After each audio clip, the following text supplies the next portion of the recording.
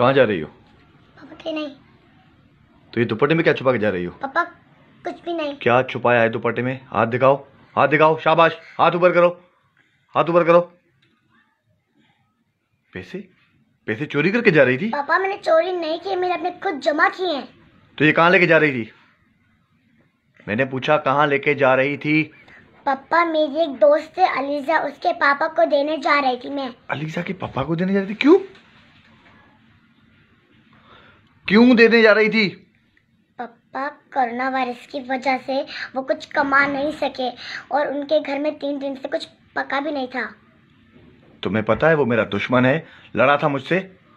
पापा भी लड़ने का वक्त नहीं है। अगर आज हम उनकी मदद करेंगे तो कल हमारी मुश्किल में कोई मदद करेगा। ठीक है जाओ। सुनो, पापा ये बहुत कम पैसे लेके जा रही थी, ये भी देना। थैंक यू पापा।